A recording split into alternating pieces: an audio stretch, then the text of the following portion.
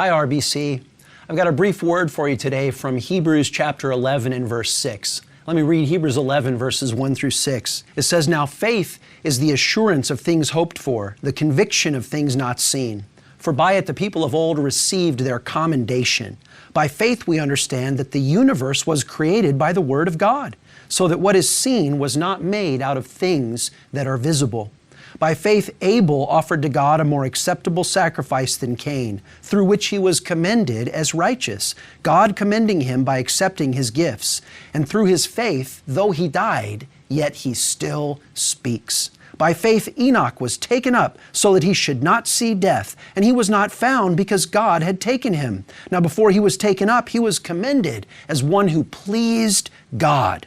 And without faith, it is impossible to please God. For whoever would draw near to God must believe that He exists and that He rewards those who seek Him." Just a brief word about that final verse, Hebrews chapter 11, verse 6, that those who come to God must believe that He exists and that He rewards those who seek Him. You know, those two things are organically related.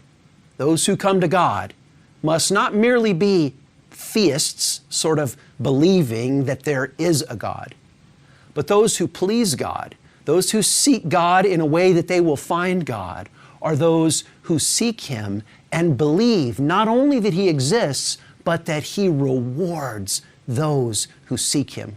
That is, our faith in God is not faith in some principle about the divine.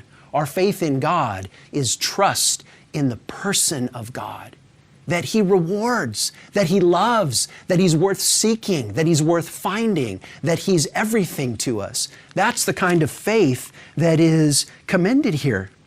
Faith that pleases God is faith that believes that God's good and that God's worth finding and that God is beautiful.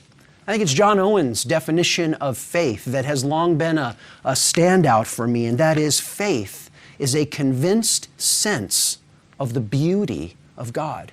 Faith is a convinced sense of the reality of the desirability of God. That's what faith is, that we seek God because He rewards those who seek Him.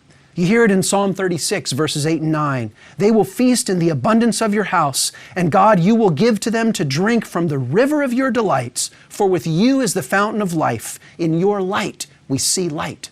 You hear it in Psalm 16, verse 11. "You make known to me, God, the path of life. In your presence there is fullness of joy. At your right hand there are pleasures forevermore." Church, now more than ever, now's the time for us to see, in this kind of crisis time, is the time for us to see that if we place our hope in things that can be lost, in things that don't ultimately reward, then of all people we're hopeless.